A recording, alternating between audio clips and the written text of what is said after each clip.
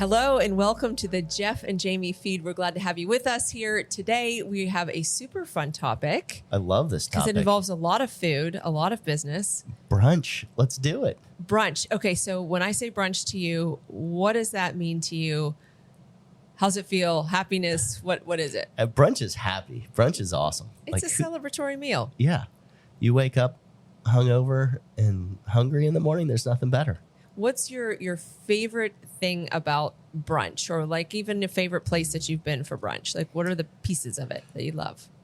I have a lot of wonderful childhood memories of brunch, of the special brunches of, it's not just the Easter morning meals and Christmas meals, but it's just going, we belong to a tennis club, not a golf club. So it wasn't really a country club, but to go into the tennis club and kind of having those special brunches with the family. Do you remember any of the food from, I guess it was the 80s? Yeah. I mean, we had a pretty seafood oriented brunch, a lot of clam chowders and seafood bisques and the omelet station. I mean, how can you beat an omelet station when you're a kid? When your mom can't even make a grilled cheese sandwich and you walk up to somebody and that they're was just heaven. like, yeah, I'll make an omelet with any of these ingredients. The little cubed ham. Yeah. The perfect little cubed ham.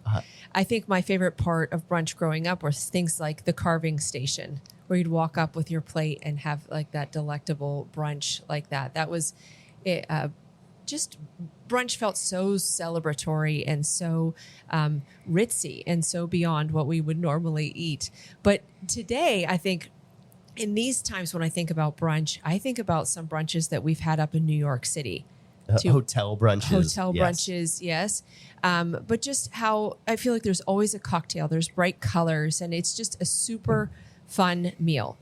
I agree. It is celebratory. The kids love it too, and the hotel brunch is really leading the way for us right now. So today we have a fun topic. We are bringing on. It's not quite as fun when you talk about it in this sense. I know. It is stressful. Well, that's what's going to make this kind of interesting is like we love brunch so much. It's a great service. People love brunch. But when you talk to a chef, brunch can conjure up different feelings. So today we're bringing on Chris Rogienski, who is our executive chef over at Leluia Hall. And we'll save some more introductions for him, but we are going to dive deep into brunch and the business of brunch. A lot of feelings about brunch, profitability, and what makes it great. So let's bring on Chris.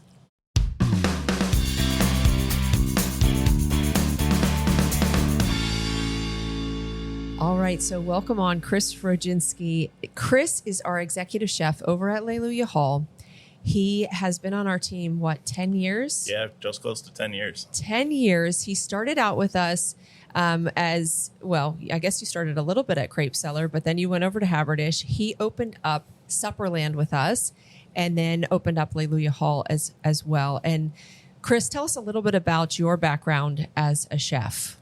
Well, Jeff, before I was talking about his mom couldn't even cook him the grilled cheese, and that is the same story of mine. I grew up on mac and cheese and rice-a-roni, and I started cooking from a young age. I watched a lot of Emerald as a kid, and then I just started cooking when I turned about 14, 15. Started to go to vocational school for cooking and never looked back. So you think maybe the badness of food brought you to the goodness of food? Yes, absolutely. Okay, you and Jeff both. That's how you become a good cook. You got to fend for yourself. There's that, or your great grandma made this recipe and passed it down forever, and you come from a family of great cooks, or you come from nothing. Yeah, that's right. True. So I think it's kind of fun today. We're talking about brunch, and I find it a little bit ironic that you were the guy who was over brunch at Haberdish, and then you helped us launch a very unusual brunch at Supperland, and then now we are broaching the subject of launching a brunch. We're past broaching. We are past. Bro. You're right. That was not the right word. We are in the throes of launching brunch at Leluia Hall. So tell us about brunch, because every time we talk about brunch in regards to chefs, there seems to be a more of it's a love-hate relationship with brunch, but maybe leaning more towards hate. What is it? What is it about brunch? Is it just you have to wake up early, or is there more to it? It's cooking eggs for people. People are super particular about their eggs. Eggs for people. Okay. We're super particular about Well, our we eggs. are all particular. Tell us more about that. It's because I think everyone cooks eggs at home for themselves, so they know exactly how they like their eggs. Like, I cook it, 2 minutes with this amount of butter, with this amount of salt and pepper. Then I flip it at this exact time, so they know how to make their own perfect eggs. So when they go out, they're like, "Oh, make it like I make it at home." Right, and you have totally different standards. Yes. Yes, that's interesting. So we had the other day we had Egg Day. Yes. And we tried a whole bunch of different styles of eggs. There wasn't even any fighting at Egg Day. You explained what you wanted to do, which you wanted to cook very French style chefy eggs, which are extremely hard to do, very consistently technical, and very technical. And I acquiesced and said, if that's what you want to do, let's all agree on what each one of these things looks like. But why don't you explain kind of what your philosophy is and what you're going for? Yeah, so eggs should be no brown on the eggs. They should be cooked with unsalted butter, low heat. As far as like over easy, over medium, there should be absolutely no color, nothing along the edges. And then when we get to scramble, I like my scramble very soft. Probably softer than most, but soft scramble, low heat. You got to stir it the entire time, small, tiny curds. Not like if you're talking about like the hotel breakfast where you get like these monstrous piece of brown scrambled eggs, and can't stand that. Not the leftover eggs that are sitting there with a scoop. So that sort of egg cooking is what you learned in culinary school. More so in high school, my high school culinary. Okay. And this is all French style cooking. Yes. Too. So it's kind of light on the eggs. Whereas if you go to an American diner, I feel like a lot of times you get those crispy edges. And Jeff, you like to cook eggs at home with crispiness. I like a little bit of the crispy edges and a little, but I acquiesced. Yeah. It's funny when I told the kids about the style of eggs that you like, they all were like, "Oh yeah, like the guy in Italy with the big hat."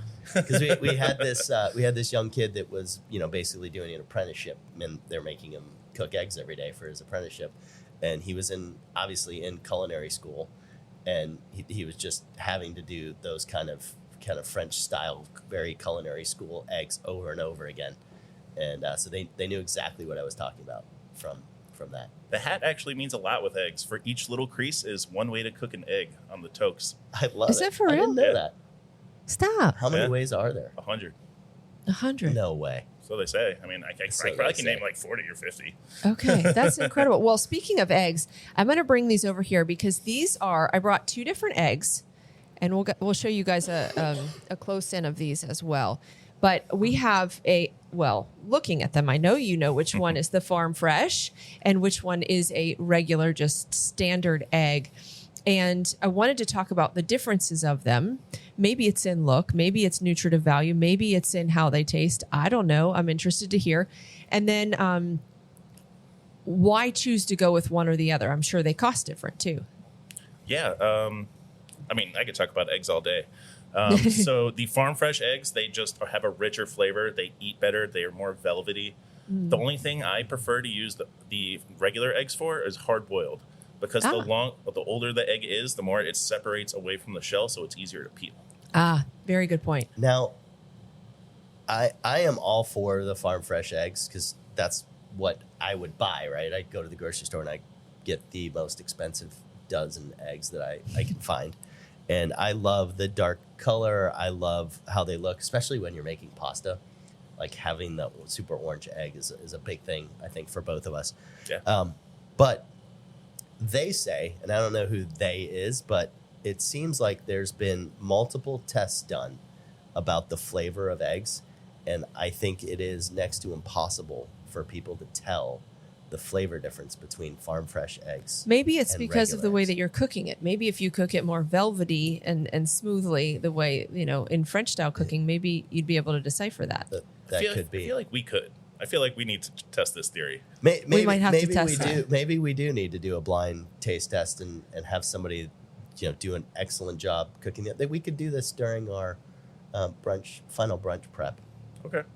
So talk to me about the profitability in terms of like the food costs of these eggs. Like, is it radically different a regular egg versus a farm fresh egg? In the grocery store it is, but once you get to the bulk level, so shockingly, it's not too big of a difference. Okay. Like right now from our produce company, we can get the farm fresh eggs cheaper than the commodity eggs that we get from our main distributor.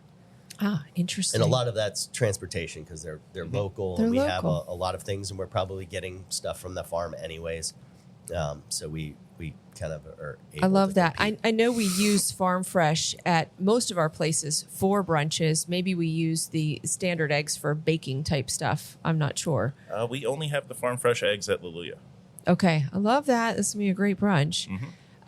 So talk to me about at Leluia Hall, when we're serving the eggs, what types of eggs are we going to be serving? Is it like any style, as in truly any style? Outside of basted, I think we're going to have the normal, over easy, over medium, over hard, fried, poached, scrambled.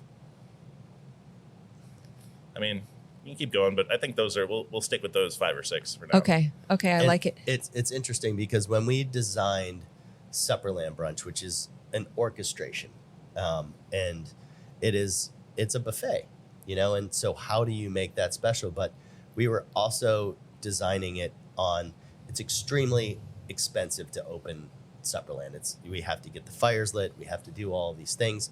It's a huge space. So how do we open it? And so that's where we went with the buffet model, and we needed to kind of hit a certain price point, and we're able to do it. But we also built that menu around the fact that we're not going to make eggs to order. And now we're flipping the script and totally going eggs to order. Are you worried about that at all?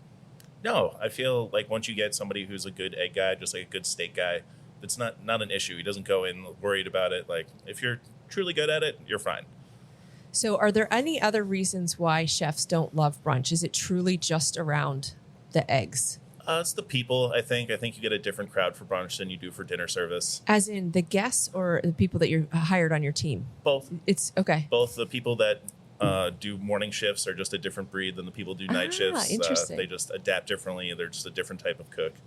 Okay. Getting up early, just doing prep for people that at night, so you can go and have, like the dinner and be like, okay, I just served that and it's $100. This you're serving, it's like, oh, this is $15. Like, it's, right.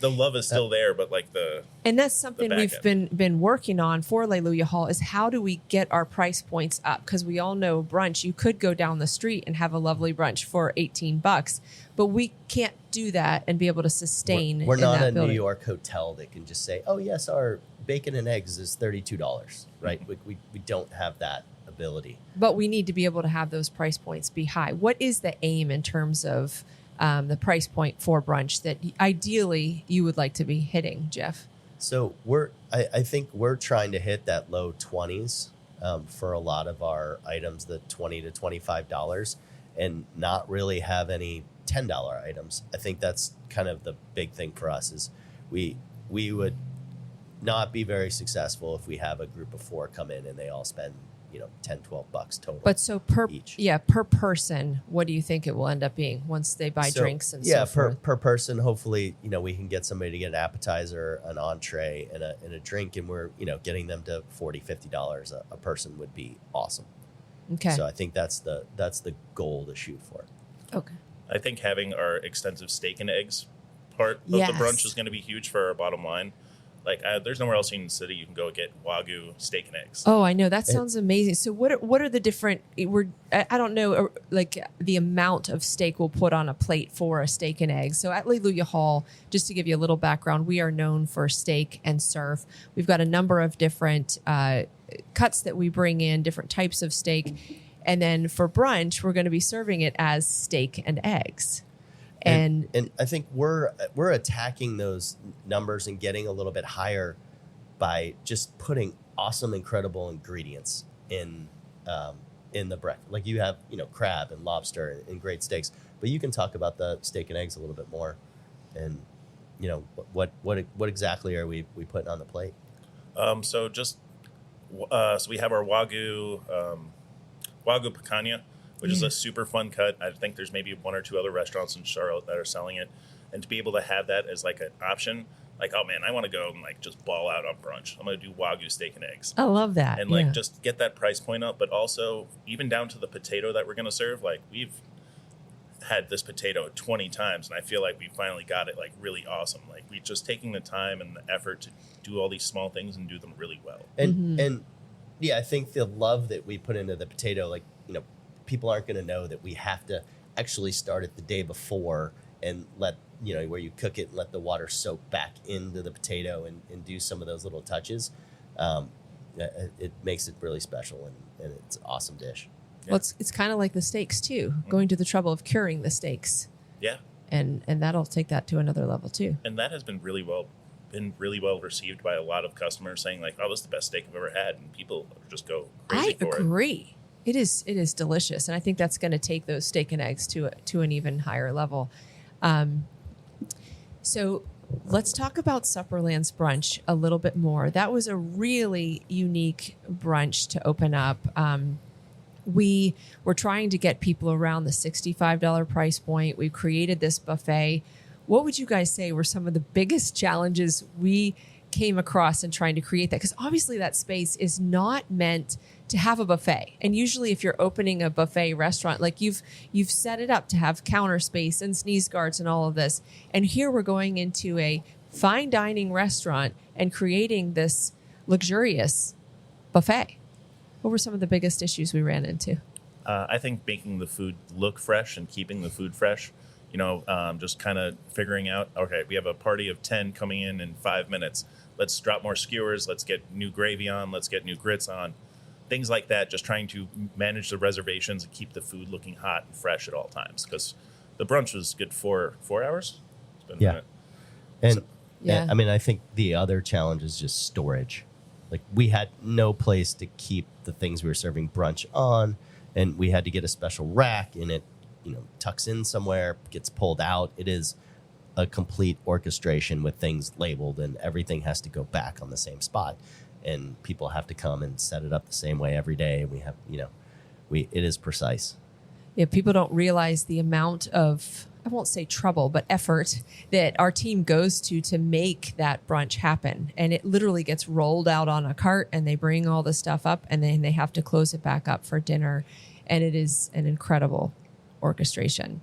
Let's talk a little bit about the operational difficulties too for brunch, where it doesn't sound like much. Hey, we're just going to open on Saturday and Sunday. And I try to market it to you like it's not that big of a deal. But I know that going from this has been a battle. Going from 6 shifts to 8 shifts, I don't know what the percent is. I can't do that math in my head, but it's pretty big.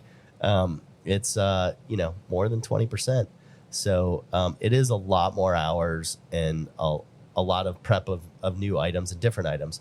So why don't you talk about that battle a little bit, and you know what you guys are going to have to do, because there are people coming in at 2 a.m? Yep.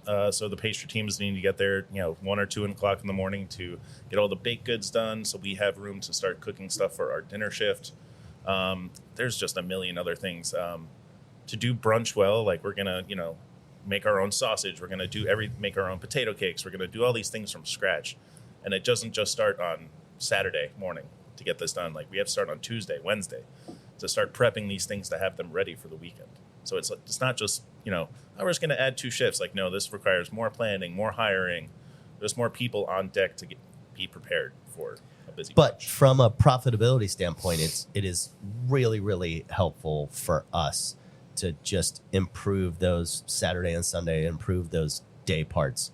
It will drastically contribute to paying rent and all those kind of, fees and things that we have throughout the week. So with restaurants, we often talk about the way to cure our ills of high labor and high food costs, things like especially high labor, is to just get more revenue. And that's a lot of the reason why brunch is so key. It's a brand new restaurant, and we've got to make it more profitable than it is right now. It's doing great. It's been so well received. It's everything we could have asked for, but making it more profitable is the big game at this point. And brunch will be a big part of that. Hopefully. We hope. The math says it will. Yeah. The math says it will. I have faith. I think all the brunch programs that we've done so far have been pretty successful. So I'm not too worried about it. Yeah, they have been. But it's interesting because we can't just launch this great brunch. We have to make sure that dinner service is still going well. And I know that's something that you and your team are especially concerned about because, I think guests just think, oh, they have brunch right now. But our team is typically prepping for dinner during that time. How is it space-wise back there to be able to, conduct brunch and then also conduct brunch and then be prepping for dinner as well? No, it's very tight. We're actually going to have to change our entire prep schedule. So the prep team kind of works Monday through Sunday, 5 shifts, and, people work different shifts every day. Going forward, we're going to have to move the prep team to pretty much exclusively Monday through Friday, and then just have 1 or 2 guys in there on the weekends to do the little odds and ends prep. So it's going to completely change the dynamic of the prep and how we're doing things and the size of the batches we're doing because we're not going to be able to do anything on Saturday and Sunday as far as prep. Okay. And how about fridge space? Is that another issue? No, not for us. The way that we have the menu set up for our particular brunch is pretty seamless. We're just going to need to flip our direct stations. But as far as like bulk storage in the walk-in, we have a big, beautiful outside walk-in. And oven space is probably a bigger deal at most places, but you guys have an extra oven there. So we weren't using the smoker, so we spent a whole bunch of money to get you an extra oven. So hopefully that helps. Yeah. The type of cooking we do requires all these really nice ovens because we're doing things low and slow overnight and allows you to control the humidity and the fan speed. So exactly how I make it, I could tell my staff, it's 353 for 10 minutes, 3 fan, 15% humidity. Spin once, it just makes it streamlined. You can program all those in, right? Depends on the day. Depends. You have to see the how air. it looks. Yeah. So these guys, our team has come out of 2 tastings this past week where we've been working on plating and we've been working on certain dishes and all She that didn't kind of like stuff. the steak plating, by the way. We're going to have to Well, throw I some just flowers wanna, on it or something. I liked it. I think there's potential, but it just needs to feel like wow. And that's I wasn't getting the wow factor when I was at like, wow, Wagyu steak, like an awesome potato, Okay, and some maybe a perfectly couple cooked eggs. I was pretty wowed. Okay, well, we'll keep talking. I'm going to find some pictures and I'll share them with you, and then we'll just keep the wow factor up. It's fitting it on the plate for me.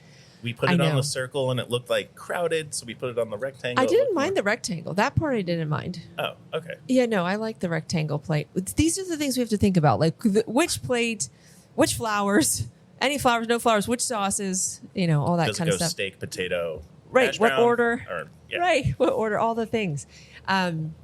But what do you guys think are the biggest challenges you're facing food-wise right now? And are we working through? Is there anything holding us up or tripping us up on that menu, or any items that are kind of still left to be determined?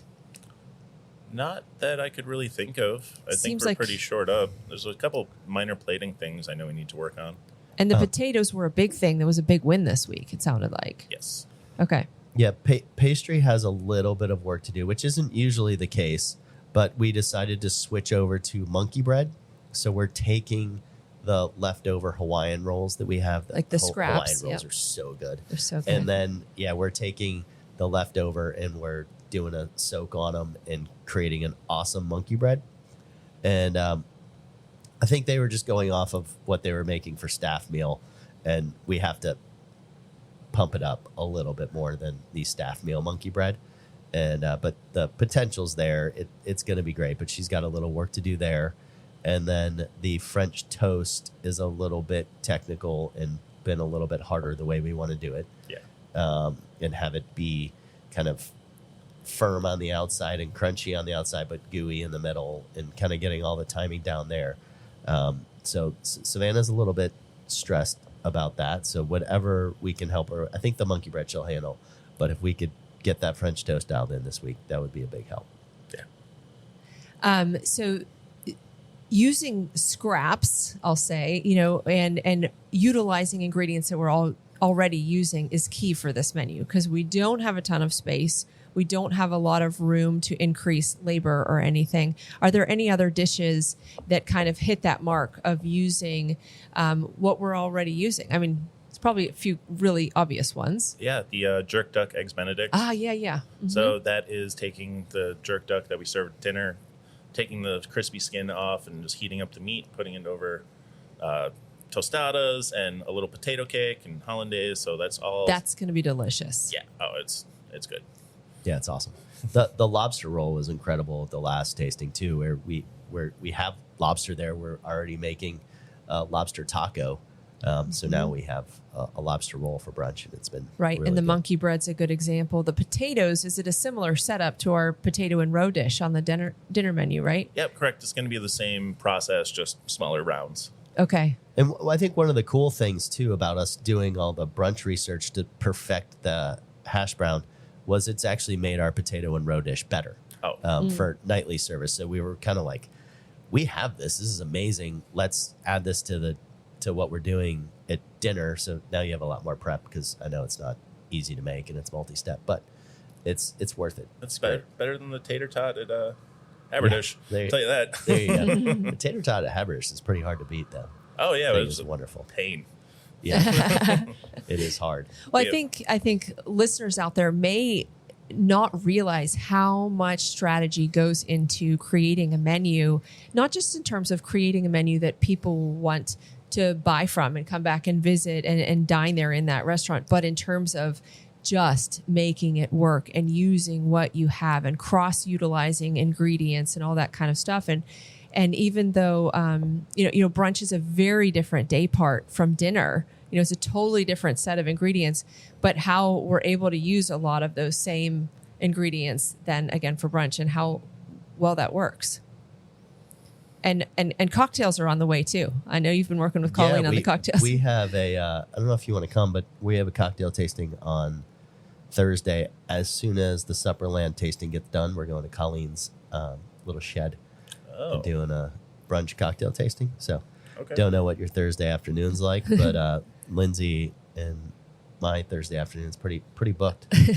Lots of cocktails for brunch. Yeah, I think I'm on dinner shift, but next time. Not a great start to a dinner shift. No. Or a really great start. I might need to get somebody to do carpool for me on Thursday night. Okay, that might be me. I mean, what is your favorite thing you're looking forward to on the brunch menu, Chris? I think either the crab omelet or the luxury scramble that we were talking about. Yep. I'm not sure which area we decided to go with, whether it was the omelet or the scramble. I think the omelet's winning right now. Okay. But I almost don't think we should put that scramble as a special or something at times and see if it outsells the other, because that looked amazing too. Yeah, it's just really fresh, like really luxurious. It's just, I can't find anything like that around Charlotte. It's like takes me back to like my New York City days and cooking and, that sort of brunch, and just kind of bringing that luxury to Charlotte. So that's probably one of my favorite things. So that, to me, I thought the scramble was better than the omelet, but I think the difficulty is, how do we communicate that scrambled eggs with some seafood on top is going to be worth that price point? Because that was a, $35, $40 dish. Yeah. So I feel like people they're going to see scramble, and they're not going to know that it's these delicate, super fluffy eggs that you've sat there stirring the whole entire time. And I think they understand a crab omelet or lobster omelet a little bit better. So that's kind of where I'm fighting back and forth. I like the scramble better. I just don't know how to communicate it. That's fair. I mean, I feel like a lot of the stuff that we've done in Charlotte as a team and you guys individually is like kind of teaching people like what is good and what is worth money and value. So I feel like maybe not now, but over time that we can start slowly integrating like the scramble. Like, no, this is the best seafood money could buy, cooked the best possible way with the best eggs. You know what I mean? Just teaching people. And from a price point too, I hope that it comes across that we really buy awesome ingredients and try to put the best thing that we can on the plate. And at no point are we ever making our food cost. Like our food cost goal, you are constantly getting beaten up on trying to be more efficient, trying to hit those food cost goals. And we get close sometimes, but I mean, as soon as we actually get on the other side of food cost goals, we, prices go up, or by the time we catch up to it then there's something happening, and then we have to start catching up to it again. It is a struggle. And then December comes around and lobster's $20 a pound. Right. And we have to go with Plan B. Well, thank you so much for joining us and talking about all things brunch. We are so glad you could join us, and we're so glad to go on yet another brunch journey with you as we open up Leluia Hall in just a few weeks. Yeah, well, thanks for having me. I know brunch is going to be great. We just got to put our heads down and get some more people in there, and it's going to be great. Yeah, you do a great job, and I can't wait to try it. Thanks Awesome, for coming man. on, Chris. Thank you. Thanks, Chris.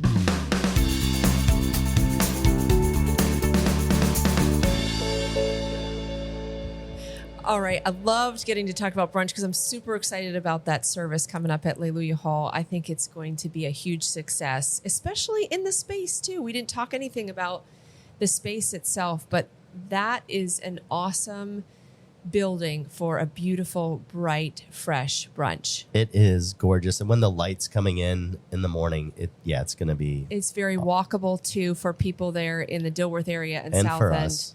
And for us. I love that, too. Any takeaways from talking to Chris that you feel like... I thought he was going to beat us up a little bit more. Did I. Yeah, I thought he was going to be a little more stressed because we're not very far away, and it is a lot more hours and a lot more work and a lot more prep, and I know it is intense right now. Once they get in the groove, it all works out and gets better, but he's down a sous chef right now too, so I know he's a little stressed, but he didn't show it. No, he didn't. I think this is going to be a huge thing for our business over there. As entrepreneurs, Leluia Hall is just a few months old, and trying to find ways to increase revenue right now is just key for us. And I'm glad that even though brunch isn't necessarily an easy thing for a chef and for an entire back of house team to put together, it's something that is kind of necessary right now for us to be able to start hitting our numbers and making that place a monetary success. Yeah, this was always in the plan too, so it's not like it's a surprise. And I think the big thing for us is trying to grow revenue to as big as possible from a business standpoint, and not having it linger that we're doing it, a year down the road or 2 years down the road. We need to do it quickly. We need to settle in. It's a big expense to carry that beautiful building, and so just getting revenue up, and then we can start dialing in labor and all the other costs that we have. Yep. And from there, anytime we open up a new service too, or a new restaurant, it's about just continuously improving too. So we will launch that thing, and we will see all the little flaws that we have and all the different ways that we're going to be able to and have to improve in order to make it more comfortable for our team, or more profitable, or better for guests, or what it might be. So I know we'll be on our toes for that as well. For sure. Well, what an awesome conversation. It was a great conversation, and thank you all for listening. We are grateful to have you here along the ride with us, and please subscribe, comment, or anything. We'd love to hear from you, and we will see you next time. And come eat brunch at Leluia Hall in a few weeks. That's right.